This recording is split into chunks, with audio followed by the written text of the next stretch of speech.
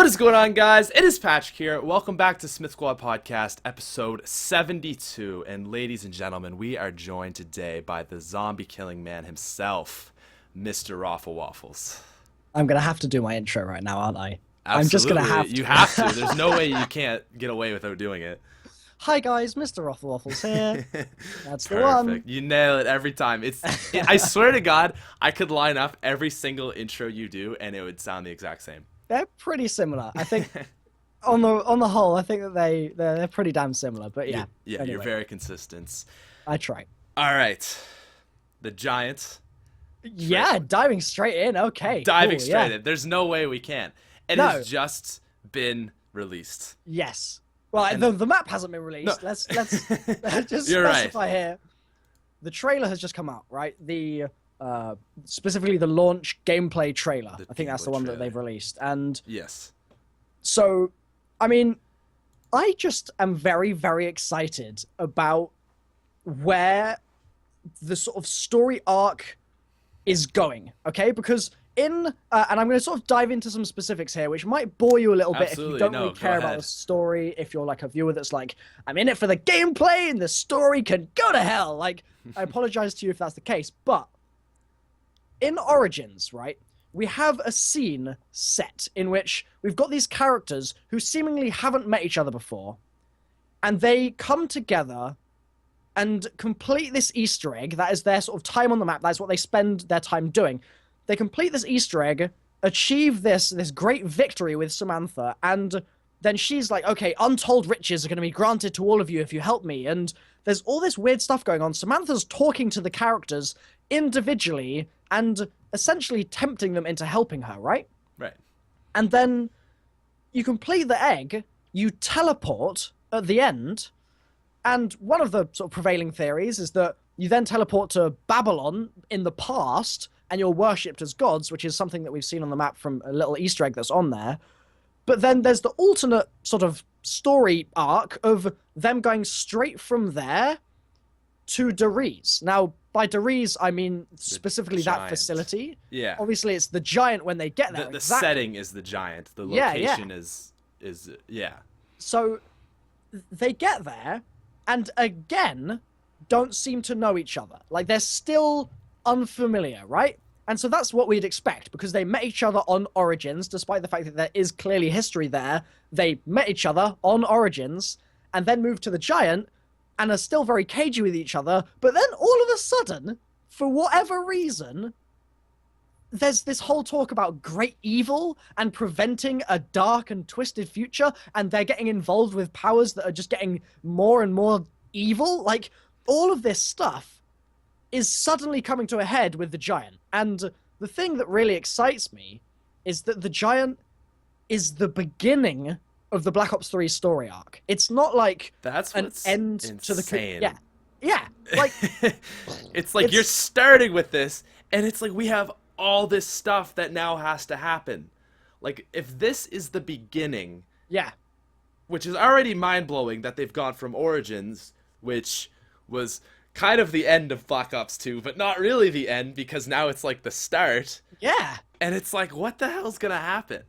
I'm... Now, when they say Yeah. like all this dark and evil stuff, the thing I was thinking is like somehow they know about everything that's already happened, Right. and they're trying to stop that.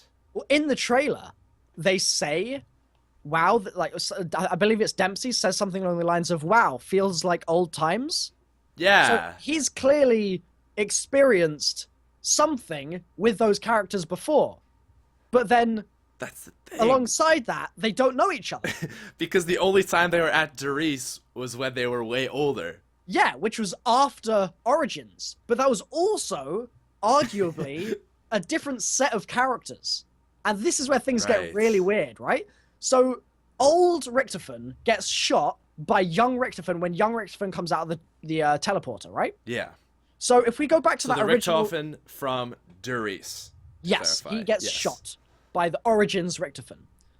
And if we go back to that original radio, what's happening there is that old Richtofen, actually, well, not very old, sort of middle-aged Richtofen, okay, Yeah. is working at Deriz, and he's working there alongside Maxis. And Samantha is obviously Maxis's daughter. When I say Maxis, I mean Ludwig Maxis, the scientist, right?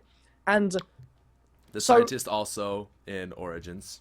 Yeah, that we're very familiar with being in the drone in that map. So it's a little bit weird that he then is a human later on. Bit strange, but we'll forgive that for now. Yeah. yeah. I can't make a lot of that, but I don't know if you have an explanation for that. But it's a peculiar one. But anyway, so they're on that map, or rather, they're in the Derice facility. Middle-aged Richtofen is there, and Samantha gets locked in the teleporter with Maxis by Richtofen. He doesn't let them out, and then he presses the button. Boop.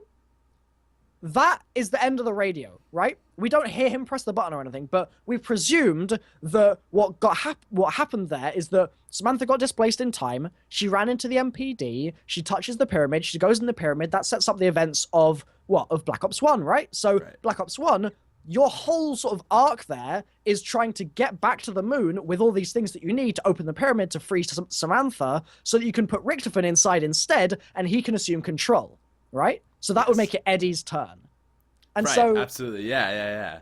So what's really weird is that when Richtofen, middle-aged, presses that button, or I guess it is old Richtofen pressing the button, so I should probably call him old Richtofen. Sorry about the sort of the lack of clarity there. Older than Origins Richtofen. Yeah. So he presses the button, but then we see that same exact moment of time stop. Okay? And so time on the map freezes over, literally. It becomes icy, and there's snow in the air. And out of that teleporter, having just locked Maxis and Samantha in it, steps Richtofen. So now we've got Richtofen and Richtofen in the same place. And young Richtofen comes out and shoots old Richtofen in the head. Now, we know that, but the interesting thing is that it sort of looks like old Richtofen knows that young Richtofen is going to come out of the teleporter. He's very excited, and he's like, he's opening the door because he expects something to come out. And then what makes it even more strange, alongside the fact that the young characters, Takeo, Nikolai, Dempsey, they know that a great evil is going to come out of that door. They know that somehow. How they could know that, we don't know. That's sort of a paradox right now, but we'll figure it out, I'm sure. But alongside all that peculiarity, not only does old Richtofen seem to know that young Richtofen's going to come out, but he then stands there and basically waits to be killed. It's like he can see the bullet coming. He takes off his hat and he stands like this, and he lets himself get shot in the head. Do you think that, though? I thought it was more like a sign of respect, is like, you are me, I'm you, what are we going to do? I honestly think he has accepted the fact that for him to complete his grand plan that he's got, because Richtofen is trying to execute a plan, right? Right. There's something that he wants to get done that is sort of seemingly similar to what Nikolai, Takeo, and Dempsey want to do, but they want to go about it in a different way, okay? They don't trust him at all. Young Richtofen is saying, my way is better than your way, and so we're going to do it like this, and you're not going to argue, but the others are obviously arguing because they don't want to do it that way. And right. In my opinion, what is happening, and this could completely be wrong, it's speculation, of course, but it seems like old Richtofen knew in advance that young Richtofen was going to come out of the teleporter and shoot him, and so he basically sacrificed himself so that he could do what he wanted to do in the past, in the future. Holy shit. Okay. I see you. That's what I'm hoping is the case. There's definitely I definitely see the logic in your argument, because oh my god, that's so confusing when you really break it down, is that he went through all of the things in Black Ops 1, Black Ops 2, all the way, but then in the past it's like, what? Yeah, so we're now starting a timeline. So basically, if you think of the timeline as a linear thing, right? I should probably do it this way. Hold on. Is the webcam flipped? Going left to right? Left to right is the easiest other way. This way? Like that? Yeah. Okay, so if we're going this way in time, right? what we'd like to think of time as is like a straight line. It's like time flies like an arrow, right? Or time flies like a banana is the sort of turn of phrase. Time flies like a banana, goes like this. That's what happens in zombies, at least. But yeah, I digress. Time is going across from like a point where you're at T0, your initial starting point in time, forwards in a straight line. What we're doing, as far as I can tell, is we're basically saying that the time that is over here, we're not going to allow to happen. We don't want this time to be the time that is in our frame of reference. So essentially, that stuff does happen, this stuff over here, but we just don't want it to happen for us. And so instead, what Richtofen is trying to do, and what the others are trying to do as well, but in a different way, is go like this. And so we're going to divert to a future. Yeah, okay, yeah, absolutely. Right, that is just as relevant as the other future, because the other future still happens, but it's a different turn of events. Sphere, yeah. That is what I think is happening. Okay. So they don't. But it's so weird though, because Richtofen is the one that blows up the world. Sure, yes, alongside Maxis. They both have a big hand in it. Yeah. And you're saying that he did that so that he could go back. Well, that's where things get messy, right? Because in Black Ops 2, there's all this stuff. I mean, you get to the end of Black Ops 2, which is sort of buried, right? And chronologically. Yeah, so you get to the map buried where you have these end games. And you have two options. You have Richtofen becoming all-powerful, or you have Maxis becoming all-powerful. That's if you do the Richtofen or Maxis quests along the previous maps, right? And the thing that I personally think is a little odd is that we got there, but then in sort of in hindsight, we looked back at the previous maps for Black Ops 2 and realized that they were in some ways inconsequential. Because sure, we built the towers and we assembled the spires for Richtofen or Maxis respectively, and we got to those end games for our chosen character, but there wasn't ever really a thing that felt like it went on from there. It felt like Buried was literally the end game of that timeline, for me at least. That's just the sort of impression I got from those maps. And I sort of dislike Black Ops 2 because of the fact that that story arc was completely uninteresting to me. Disinteresting, whatever the word is. No, absolutely. The characters were bad. It was just, it was very uneventful. The only big thing was Buried, right? Yeah. The transit Easter egg is okay, whatever. Don't even mention the name transit. Don't do it, man. The Die Rise was, and then the Buried is all of a sudden, holy shit, everything just happened at this like moment. But other than that, it was like doing stuff, and it wasn't really about the journey. Which is kind of like, I felt like Black Ops 1 was like, oh my god, this, and then like, what? Right. Black Ops 2 was kind of like, all right, all this stuff is going to happen, and then boom, the end, right? I think, yeah, like, the thing I really liked about Black Ops 1 was that it was, exactly like you say, it was a progression, it was a journey. Black Ops 2, and it was a journey that had a really awesome conclusion, in my opinion. Black Ops 2, on the other hand, got to this point in Buried, and the characters get in power, and so, for example, we end up in one of the instances with Richtofen permanently inside a zombie, and you kill the zombie, and then his consciousness goes into another zombie, and he's just trapped in this constant cycle of death, right? Yeah. And so, when I made my prediction for what the giant trailer was going to contain, I said, I reckon there's going to be more than one Richtofen.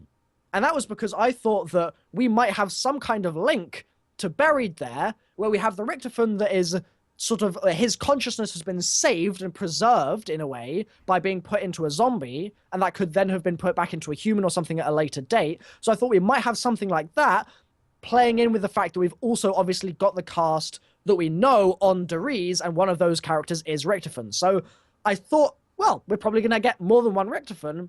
We ended up getting more than one Richtofen, but it was a completely different scenario to what I expected. Like, I didn't think that he would be shooting himself in the head. I mean, yeah, that was a strong start to Black Ops 3. Absolutely. That was a power statement, a power move right there. They're like, all right, we're not messing around. And that's why I'm excited, because if it's like, that's how we're starting, with him dying. Yeah. It makes me so curious. I was like, all right, what are they trying to, like, I guess it seems pretty likely that they're trying to stop what happened in Black Ops 2. But it's like, what is going to happen here? And this is my other thing is, I don't know if I saw something about this yesterday. I don't know. Are there going to be remakes of, or not remakes, but is that storyline going to be progressing through the DLCs? Do we know about this? Which story? The Giant story. Okay, so this is, about to drop some intel, okay? Yeah, because this is... I'm about to drop the hot, spicy intel right now. So, a couple of months back, I went to Gamescom and was talking with Jason Blundell, right? Campaign director, zombies director, game director. He's pretty up there with the sort of zombies guys because he's the top huge. Zombies guy, right? Yeah. And... He did Origins and Mob of the Dead. Yeah, Origins, Mob of the Dead. He's actually been in the team for a long-ass time, like World at War. Like, he's literally been there the whole time. He worked on Noct, didn't he? I'm not sure. I'm not 100%. Okay. I know that he did a lot of work with Deriz, like, originally. Oh, okay. But the interesting thing is, so I talked to him for a long time at that event. We talked a lot. And it wasn't like he was saying, oh, well, this is exactly what we're going to do for Black Ops 3. We're going to release this map and then this map. Like, I don't know what the next map is going to be. I have no idea at all. And that's, like, the complete honest truth, right? Right. But what I do know, that he told me to then tell the community, and that I've been sort of threading into some of, like, for example, I did a Reddit AMA, and I sort of mentioned it a little bit in there, and I'm going to mention it a little bit here as well. This is literally the hot, spicy intel. The Giant is easy to sort of see as a corollary, as like a separate little tag-along to what they're probably going to be doing for Black Ops 3's story with Shadows of Evil, right? Okay. Shadows is the on-disc map, and so it's easy for people to sort of go, Shadows of Evil, on disc, therefore that story is the important one. Arguably, that is very much not the case, okay? Shadows is important, but for a completely different reason to why the Giant is important. The Giant is important because we go Call of Duty Zombies story over here. Call of Duty Zombies storyline, and then we've got Origins, and then we've got the Giant, and then we sort of have the DLC season for Black Ops 3. It's sort of like that, right? It's sort of a progression there. Okay. Shadows is in that progression, absolutely, but it just ties in a slightly different way. And the words that I'll use here are the... How can I say this in a way that Treyarch would be happy to hear? The Giant basically sets things up. The Giant sets things up. Okay. I'll put it that way. It sets the scene. It sets the scene. Okay. Okay, so you say Shadows of Evil is kind of different. Now, do you mean that in a way, the same way that Mob of the Dead is different? Interesting. Yeah, because those are the same kind of spheres, right? So, Mob of the Dead's really interesting because a lot of people see it as being pretty much a separate universe to zombies. Right. People argue that if you have the zombies universe, like in a little cluster, Mob of the Dead could be like a little bubble on the outside. And so it's linked in the sense that they are attached. On the outside, yeah. Yeah, just this little doodly doot on the outside of it. And it's tough because Mob of the Dead is very distinct in the sense that it functions very differently in the story to a lot of the other maps. It's not like it's like one of many steps that's leading to a grand finale, as happened in sort of Black Ops 1 and the main maps of Black Ops 2, like Transit, Die Rise, and Buried. It's tough to sort of say that it's separate. I don't like calling it separate. In my mind, literally everything in Zombies, whether it's Origins, which some people think isn't canon, and that's balderdash, if it's like, no matter what the map, even Nafta and Toten, I reckon, has some relevance in the story. You can fit it in somewhere, right? And I don't it's like... It's in Transit. Well, we can kick Transit out. Like, screw that map. That map can just go elsewhere. I want to forget that one. But the story in my mind is one cohesive lump. And I think that Mob of the Dead just did things in a way that meant that we would be ready for some of the things that we have coming up in Black Ops 3. Yeah, okay. And so, in being different, it kind of introduced us to what the new different stuff would be. And that different stuff manifests itself on Shadows of Evil. Right, so that kind of ancient evil that's punishing people for their misdeeds. Yeah, I mean, yeah. it's... A lot remains to be seen about the Shadow Man. Yeah. His motives, what exactly he is. If he's even human, I don't think he is. Like, my assumption is that he definitely isn't. Yeah. But it's sort of interesting how little we actually know about the Shadow's storyline. Because we've been told that these characters all have histories and they're all bad people, as the boxer puts it. And they get punished, right? Yeah.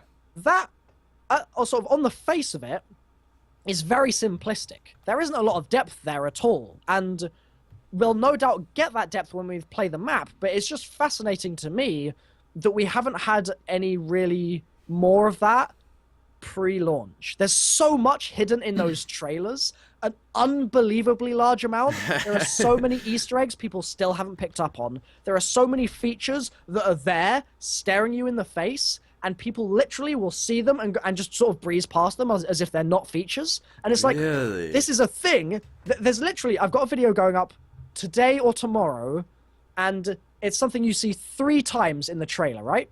Right, okay. It's hard to see, to be fair.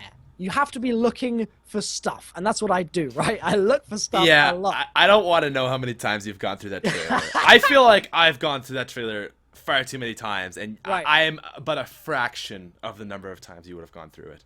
Yeah, I've gone through far too much, right? But this thing is in the trailer 3 times, and it's sort of somewhat clearly there, but it's only really with a little bit more sort of delving into it, I think, that you begin to realize that there's a lot of potential for it to be quite an important part of the map. Okay. But without We're talking really... shadows here, right? Sorry? We're still talking shadows. Yes, absolutely, okay. absolutely. I haven't really had much sort of interest in the giant trailers because they've until now been completely cinematic, and so yeah, it's been tough to sort of say, well, that's an Easter egg that is going to be, or a feature that's going to be accessible on the map because it's all been just rendered stuff. There is stuff in the giant trailer that's very interesting, namely the blood vials on Richtofan's chest that are still there. I talk about those things all the damn time because they're very, very interesting. The fact that we have blood vials. Are you familiar with those blood vials? I've heard of them, but to be completely honest, I don't know what they're for. That's fine. So no one does. That's the exciting thing. Oh, okay.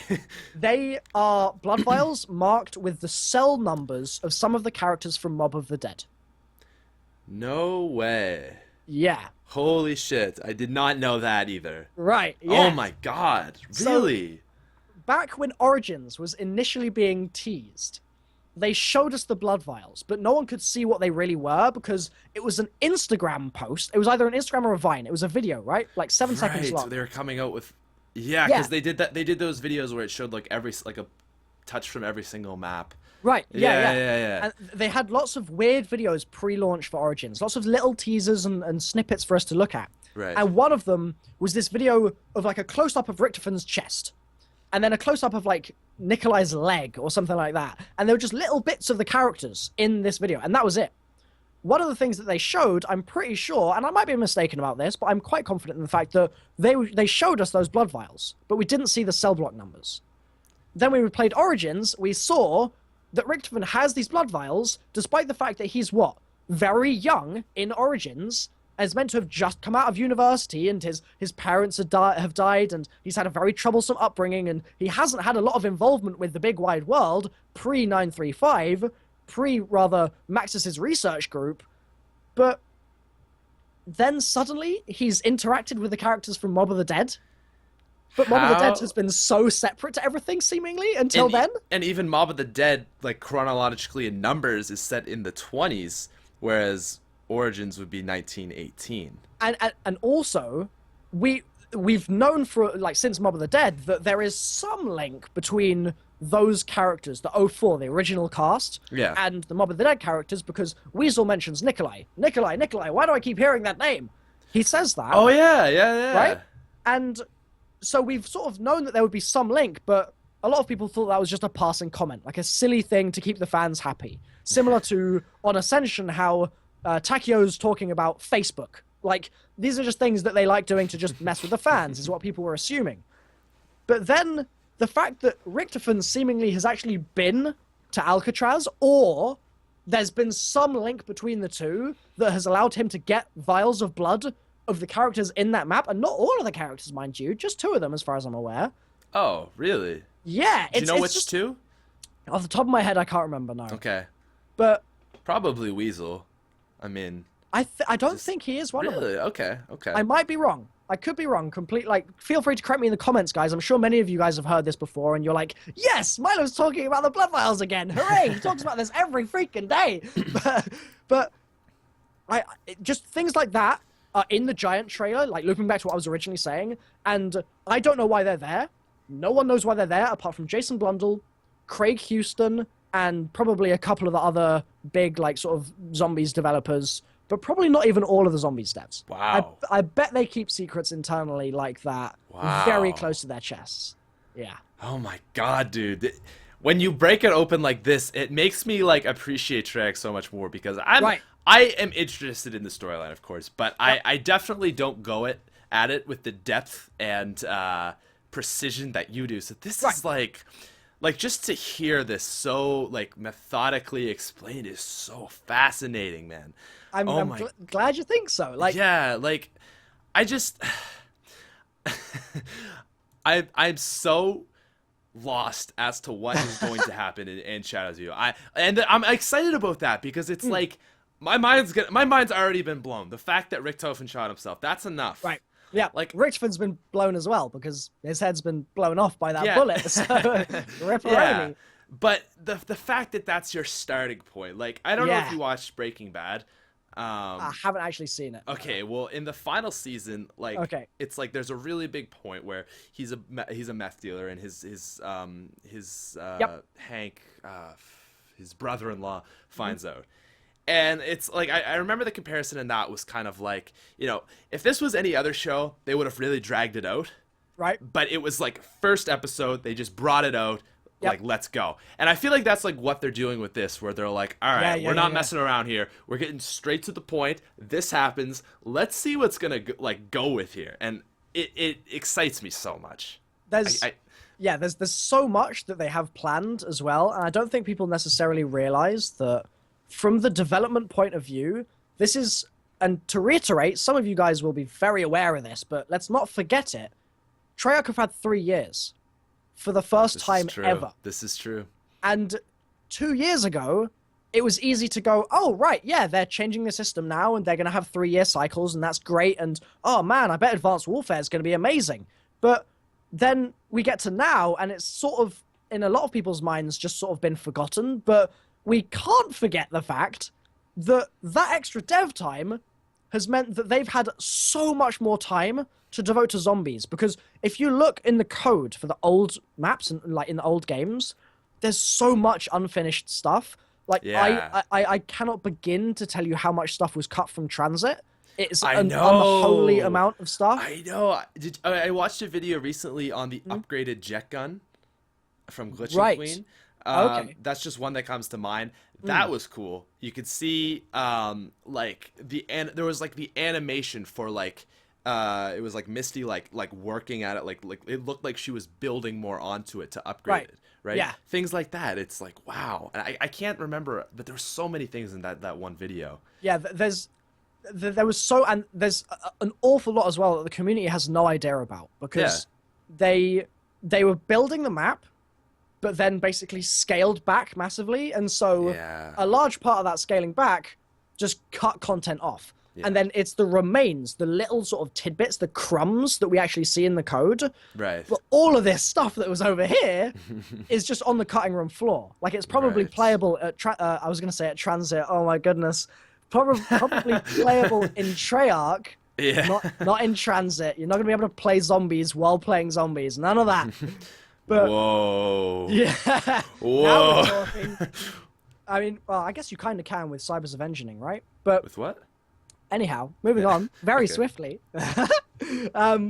The amount of stuff that was cut from that map is mind-boggling. And with the 3-year dev cycle, there's so much room for them to say, you know what, guys? Last year, if we had maybe 3 more months, we could have made all of our maps 10 times better. Because they would have had that extra bit of polish, that extra bit of foresight in the beginning. And on top of that, like the actual polish of the maps themselves, there's the fact that they've been setting this story up for more than 3 years. And so, Right. with World at War, when they released Nachbar and Toten, and people were playing it, and it took off, and it was like, holy cow, this is damn good. Hell yeah.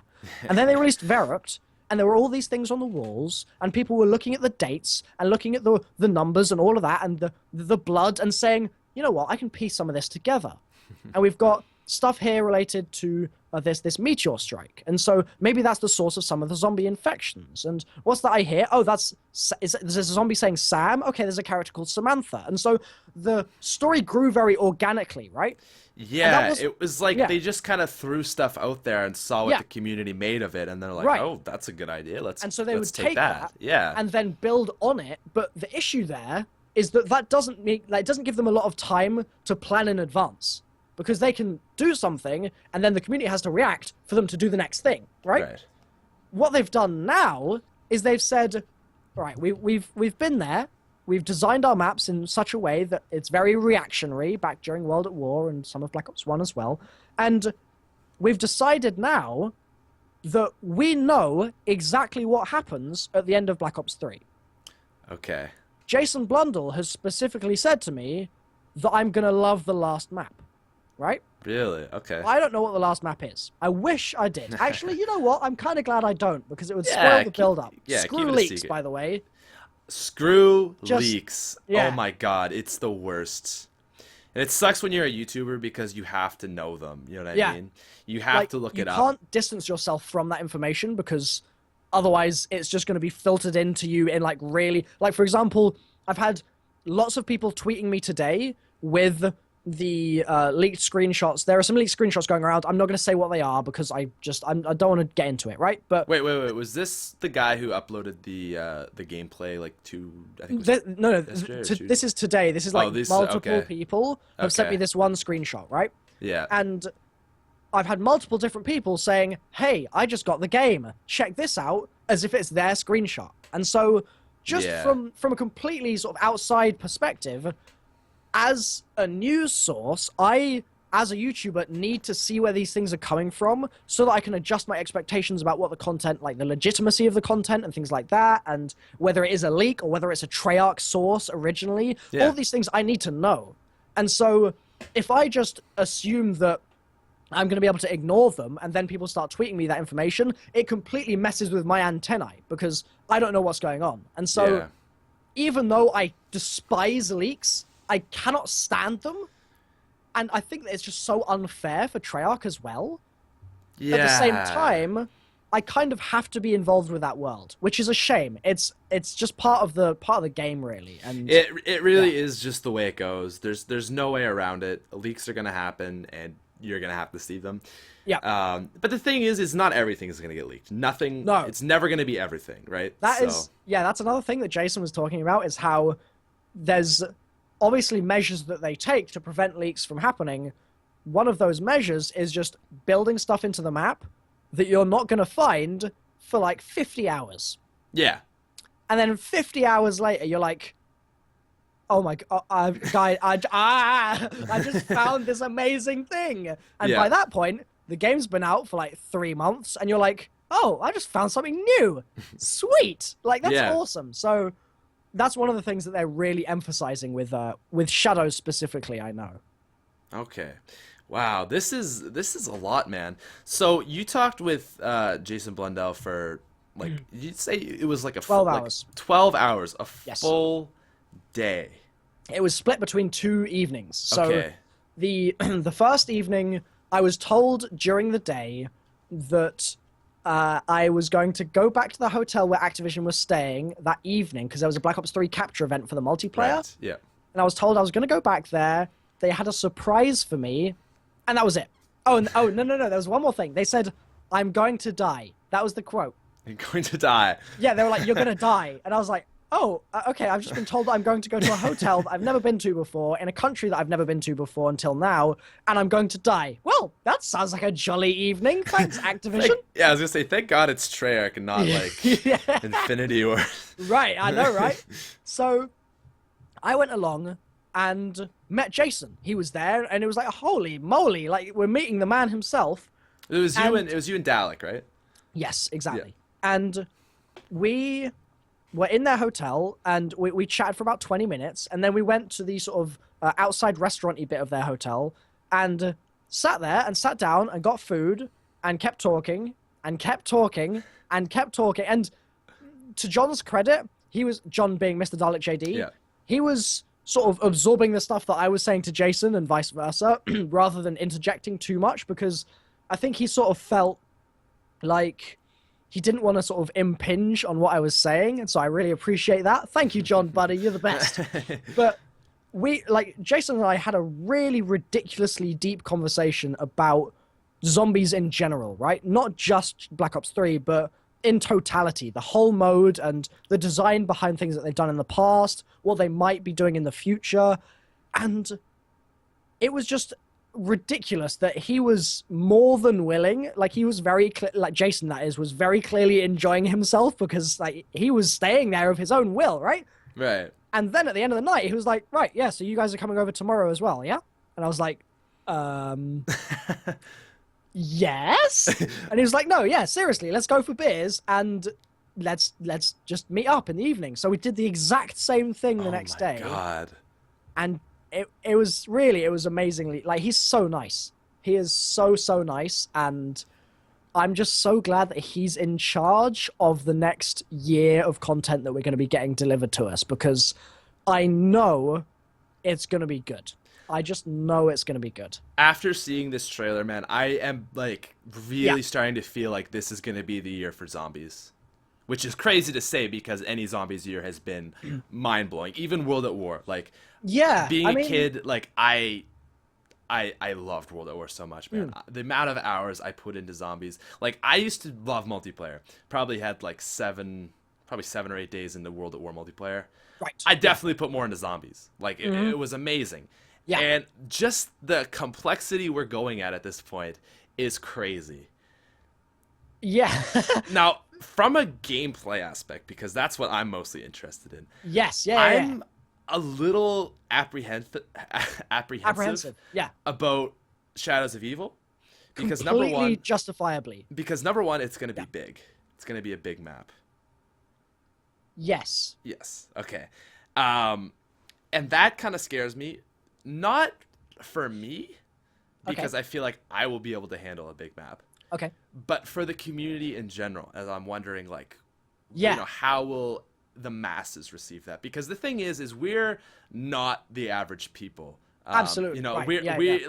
like we play the game hard, and we put a lot of hours into it. And when you're at that kind of skill, it's not really like, oh, okay, you know, am I gonna be able to be good at the map? It's like, I just gotta put the hours in, and eventually, you know, I'll be able to work my way through it and stuff. Right, absolutely. So, personally, I'm not worried, but I worry about how the community is gonna respond. So, I'm gonna address that from 2 angles. Okay. The first, actually, remind me to talk about the big map specifically, right? Yeah. That'll be the second thing. I'll start off with difficulty though, because I think this is a really interesting point. You're completely right in realizing that, sort of from the YouTuber's perspective, we play the game very differently to how the general community, and I don't just mean on YouTube, but I mean everyone that plays the game, how they play the game, right? Yeah, the community the zombies community on YouTube is not like an accurate reflection of the majority. Exactly. And that is not at all. I talked to Jason about this at Gamescom. I talked to Varn about that at Gamescom as well, actually. We had a little conversation in one of the mornings. And it's something that they are very, very aware of. And specifically, Jason talked to me about difficulty, right? And I said, okay, easy mode, Black Ops 2. Was it really necessary?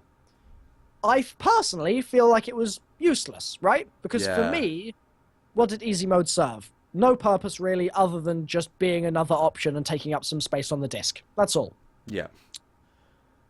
The thing is that it's really, really important to constantly keep in mind from the YouTuber's point of view, and this is something that I keep trying to remind myself, is that we are really outliers in this situation. The fact that we know this much about the game puts us in a place that no one else is, because we spend way too much time thinking about the game, playing the game, making videos about the game. It's ridiculous. And for like Joe Public, for anyone that is playing the game that is just sort of bought the game, doesn't necessarily watch YouTube and is just going for a run, maybe gets to round 25 or something, and then that's that, and they're happy and they're finished, it's a completely different ball game. And they have difficulty modifiers in place that are so specific that they can tune those so that if you are an amazing zombies player,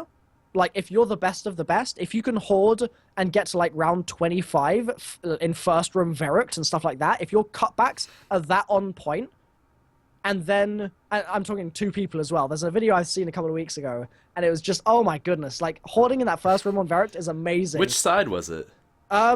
I think it was the quick revive side. Okay, that makes more sense. It was just bananas. But like, still, seriously. yeah, with two people. Yeah, it's seriously insane. Like, just I'm not on that level. Yeah, no, nor I.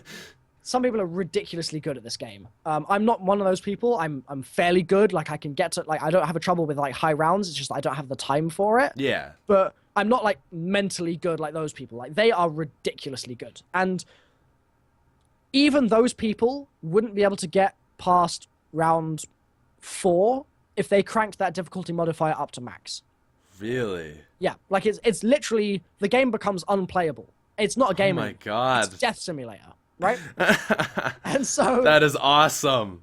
They're obviously not going to do that, but they have the power to if they really wanted to and destroy their franchise, and that would be the end of everything. Yeah. So what they're obviously trying to constantly do, and this is what Varn's job is for multiplayer, and what Jason somewhat oversees for zombies as well, he obviously has his own systems coordinators as well in the sort of department, is find a place where the zombies aren't too difficult to understand, but are also very chaotic at the same time. You want some chaos. You don't want things to be straightforward, ever, because that takes a lot of the fun out of it. Yeah, no, chaos is what we thrive on. Right, and so that chaos needs to be there, but it needs to be chaos that is somewhat malleable, that allows for some weird sort of bumps in the road where the player doesn't really understand what's going on and is sort of a bit lost on the map, has no idea what they're meant to be doing if there's an Easter egg going on. That chaos needs to account for that and still allow them to play the map and have a good time. I feel like Transit didn't do that. Transit was just a mess, right? There was no provision on that map for, in my mind at least, people to... it's tough. Okay, let's not talk about Transit. Transit was awful, right? I think we all agree on that one, but... I think that's generally accepted in the community. Yeah. But, just to make a point, yes. the general public don't mind Transit. Most people I talk to, like my friends that just have played zombies once or twice, like, yeah, that map was kind of cool. Like, you got to ride the bus, and it was exciting to make it around a loop. Yeah. You know, that's like kind of like the newbie, like not really super into zombies, right? Yeah.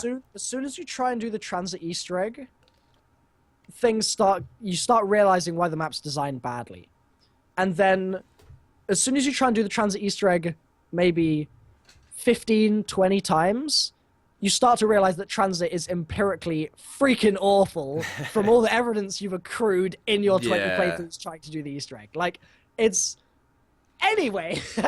It's just tedious, yeah, I think, it's at the end of the day. and it's trash. So, with Shadows, they're well aware of all the mistakes they made with Transit, and I feel... Yeah, did you talk to Jason about that Transit at all? Yes, that was the first thing I brought up with him. We sat down in the restaurant-y bit, and I said, right, let's talk about Transit, okay? And he was like, all right, like, we've got to do it. In fact, you know what? I might have my notebook with me. Where? Oh, it's going to be in my bag. Is my bag in here? I don't think my bag is in my room right now. That's okay. That's okay.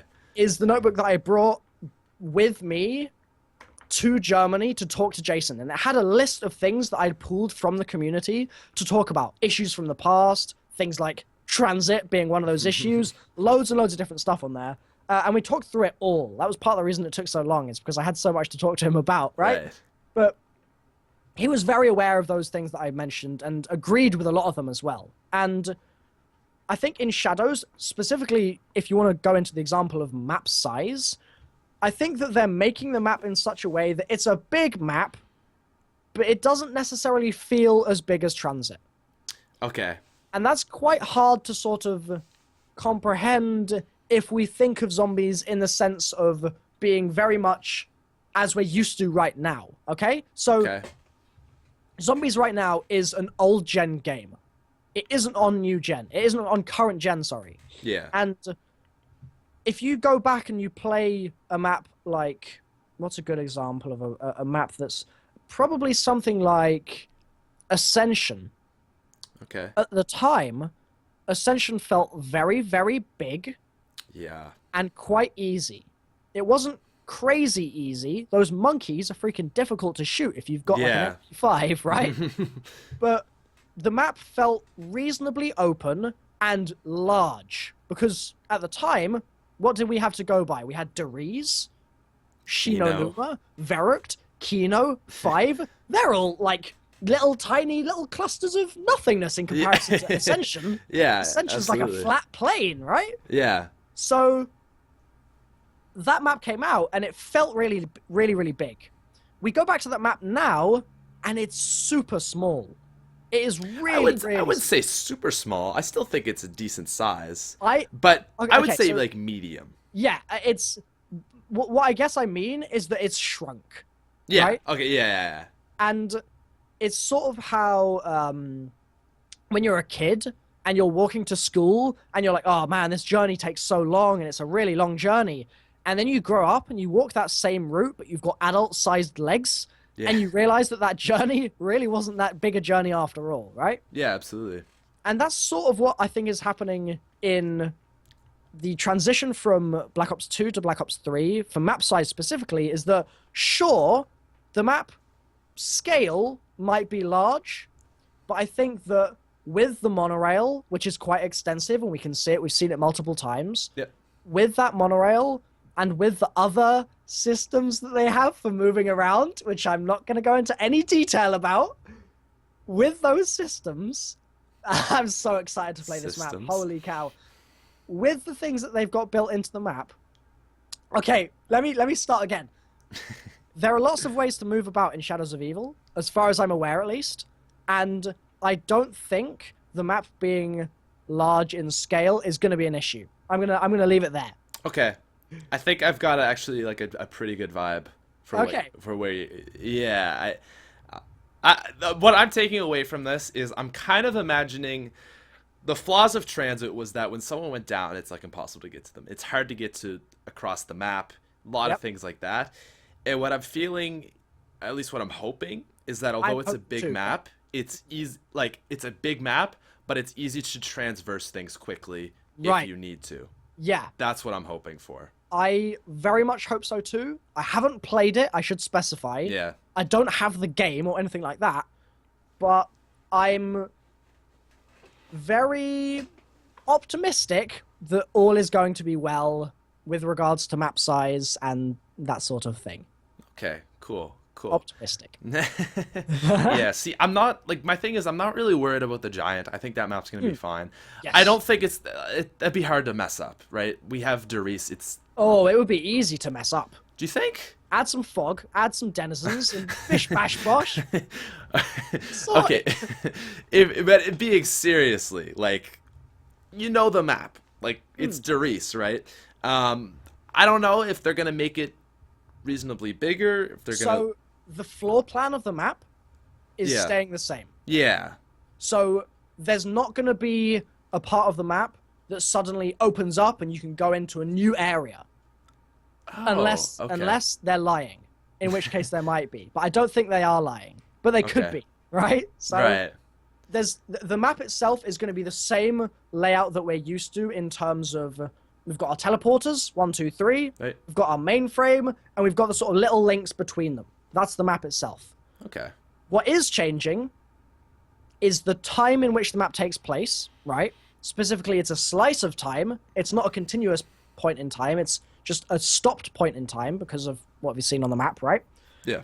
So it's a slice of time that is different to what we're used to with the original Dariz map. The characters are different, in a sense. Obviously, they're sort of the same, but Different perspectives, yeah. The box guns are going to be different. The dialogue, obviously, is very different. The Easter egg is going to be different. Yeah. That's a really, really important one. Big one. That Easter egg, and maybe all of the Easter eggs, as far as I'm aware, are revamped. And they've talked a little tiny bit about this, but not really in any depth. And it's hard to say exactly what it's going to sort of appear as when we actually finally play, and it's like, oh, that's what they meant that whole time. But they've changed things like that, like the wall guns. So they've changed features. Yes. Yeah. Right. But the geography of the map is unchanged. Completely unchanged. As far as I'm aware, yes. Really? Yeah. My one hope, I don't know if you remember, there was like an old theory. Well, actually, it was supposed to be a thing in the map, the ammo-matic room, right? Yes. And there was I watched so many theory videos on Candelier. this. Candelier? Candelier. Yeah. Yep. So there was actually a map called Nightfire in World at War. Yep. And there was a staircase that was like kind of by Jug, but it doesn't exist on Dariz. Basically, yeah, if you play Nightfire, there's like a staircase going up, but it's blocked by like debris and stuff. Right, and then there's another staircase that's sort of fallen through. Yes. A lot of people really thought that you were going to be able to get into that building and go further up there, and thought that would be something that would be possible. And you're right, that was like back in the day. That was a very that was huge. A lot of people had a lot of weight behind it, right? Yeah. Then when they started doing the teasers for the Giant, before we even knew Black Ops 3 was going to be a game, like before they had announced it at all, we had teasers about zombies. And specifically, they showed us this new loading screen for Dariz that we hadn't seen before. And so straight away, people were going, there's going to be a Dariz remake. That's going to happen. Right. Because this is a Dariz loading screen in the style of what looks like a game that we haven't played yet, which is Black Ops 3. Yeah. So they were looking at that loading screen and going, hold on, that staircase, is it there now? And a lot of people brought that theory back up, and they were saying, guys, it's time at last. Like, we're finally going up that little set of stairs, and we're going to go and explore that building, and we'll be able to see where that Teddy is during the Flytrap Easter egg, and it'll be great. Exactly. That whole building. Right. Yeah. Unfortunately, I don't think that's going to happen with the Giant. Yeah. But I think that they have plenty planned with that map to keep us on our toes for a fair while. I hope so. I think from a gameplay aspect, I'm really hoping that Shadows of Evil is kind of the map for that. Don't get me wrong. It's going to be. Yeah. This is how I look at it. Is the Giant is going to be a really awesome Nuketown, and Shadows of Evil is going to be a really awesome transit. That's my takeaway and hope. I think putting it on the same sort of pedestal as Nuketown is probably doing it a little bit of a disservice. Definitely, yes. I think that it's another tier up. Okay. It's not just like a very good, like a good Nuketown. I think it's on another level to Nuketown, because Nuketown was very much like, it's very okay. I see what you mean. Stuff together, and it's just there, and you've got hardly any content, and the dialogue is, well, there isn't any. It's the CDC and the CIA, right? So yeah, I think the Giant, because they've had this 3-year cycle, because they've had this plan for the story for so long, I think that it's on another level to Nuketown. But yes, other than that, I agree with what you're saying. I think that's a fair takeaway from it. Kind of on relative levels. Do you know what I mean? So like, I mean, if Transit was actually good, like as Nuketown is to Transit, as Giant is to Shadows of Evil. Yeah. That's what I'm hoping, anyways. But I guess, and again, I'm coming at this from a gameplay perspective, not a storyline. Because Nuketown, well, you had the round 25 Zombies Eye Switch, you had the transit bus. What a gameplay feature! Although that was cool, I gotta say that was really exciting when you just hear it. I actually recently went back and I played Nuketown. Oh yeah, and I forgot about it, and I was like, what's that voice? I'm like, oh yeah, right. It's the Moon Easter egg taking place right now. It's cool. It's cool. Okay, so we got 5 minutes left. Ooh, okay. Oh yeah, we've got 115 on the timer. I'm liking it. Good stuff. Is there anything else you like specifically are really excited to talk about? So much, man. There's a lot of stuff going on in my head regarding Black Ops 3 Zombies. I think we gotta talk. The Giants or Shadows of Evil. Oh no, you can't do that to me. You can't. Okay, if I had to answer, the Giant. Okay, let's talk about we got 5 minutes left. Okay. What do you think? How do you think the storyline is going to progress from the Giant? You know what? Let's talk about Shadows a little bit first. Okay? Something that I really want the community to dive into with the Giant is not just the character backstories, but I'm really hoping that Treyarch have done enough to sort of make the world appealing to that general community again. Because what they really did badly in Black Ops 3, Black Ops 2, is when you're playing Transit and you're running around, you never really feel inspired about the world. It's like, oh, well, this is pretty foggy and there's not a lot going on. It's just a bit crap, really. That's the impression you get, right? If you go back to Verrückt, you play that map and it's like, oh my goodness, what's going on here? There's clearly some links to be made, but I have no idea what's going on. That said, it's right in front of me, and so I can start trying to thread things together. And so you had these fan sites starting to build up, and you had all these theories emerging, and it was a very creative and productive time for both Treyarch and for us, the community, right? Yeah. As time has gone on, it's sort of transformed a bit, and like I was saying with Transit, how there wasn't really a lot that we could pull from that, and it was really like just tugging at the scraps that they left behind on that map in order to try and pull some story out of it. It just felt a bit flat. It felt a bit flat as well, right? What I'm really looking forward to the possibility of in Shadows is them building a world that is so vibrant and diverse and rich and entertaining and interesting and intriguing and just cryptically stuffed with stuff that people that aren't already really into that whole world and aren't already trying to analyze every single little thing like I am, they get interested and they get excited and go, you know what?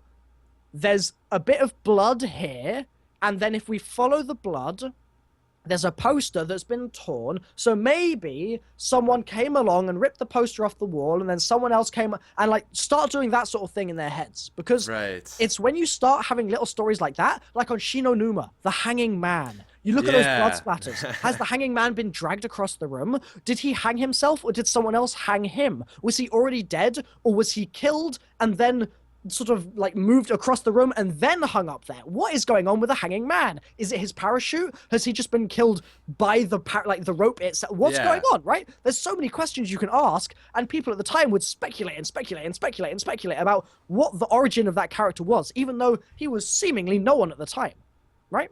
Yeah. With Shadows, if they can do that sort of thing well enough that people start getting back into the story as they had done back then, and that sort of community vibe starts to grow once more, I will be the happiest guy on the planet, because it will just make my heart sing. I've been a fan of this mode right since the very beginning, right? And probably I think a super fan is probably a slightly better term. I think that's accurate. Yeah, like back during World at War and Black Ops 1, certainly the build up to Black Ops 1, I was so into the viral campaigns and the secrets that they were putting into things and all that stuff. I was crazy into it, right? Yeah. Chico Nova 6 was amazing, and I will always hold that as one of the coolest things that's ever happened in my like gaming experience of anything ever.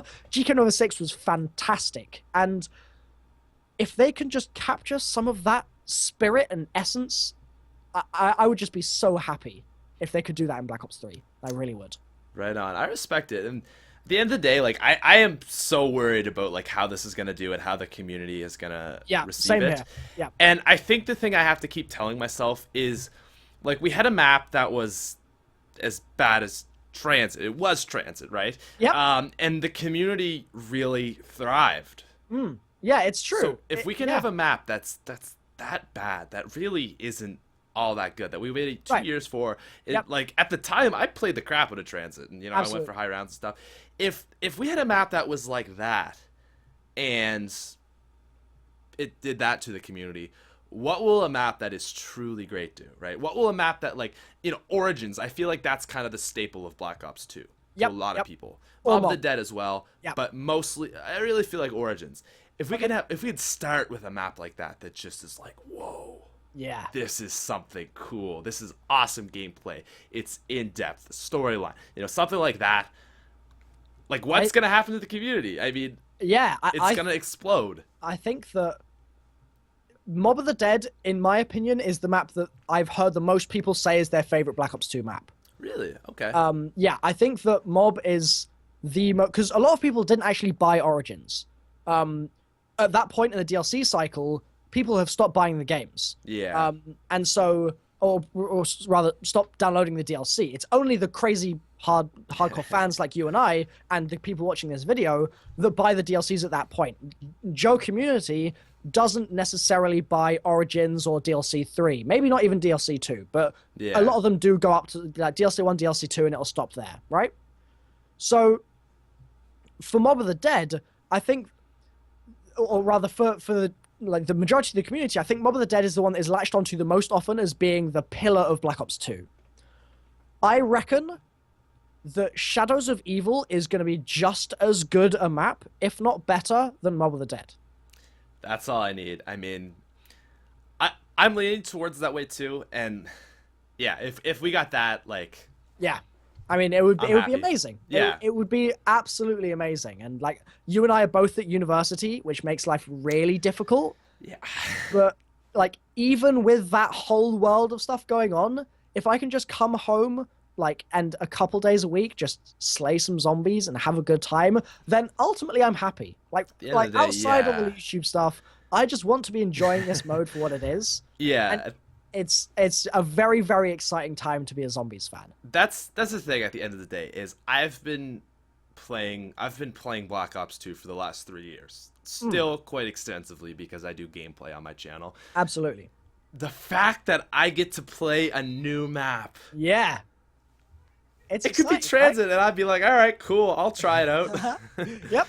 Yeah, so that's that. All right, It's been a lot of fun. I've really enjoyed it. It's been great, man. Yeah. I feel like this conversation has been like me to you has been like you to Jason Blundell, on terms of like realizing things and yeah. So this I feel like this is going to be a really good episode for the community to listen to. I hope so. As well as this was really beneficial for me. Right, okay, cool.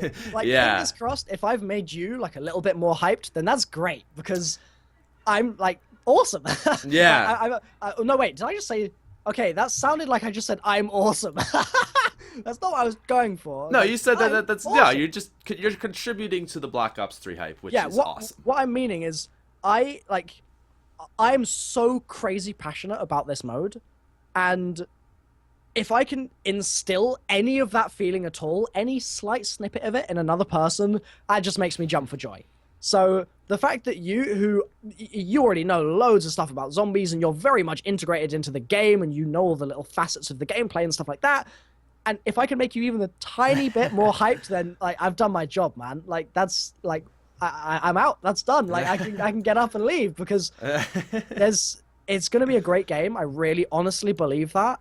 And I think that the community is just, it's in for a treat. Well, I can say no more. I agree. All right, ladies and gentlemen, that was SmithSquad Podcast, episode 72, with MrRoflWaffles. There will be a link down in the description. If you enjoyed this, you will enjoy his channel, because he's got I've got a lot of this stuff on my channel. Yeah. This is what I do, man. This is what he does. So, thank you guys for watching. I'll see you next week. Peace. Cool. See you later, guys. Bye-bye.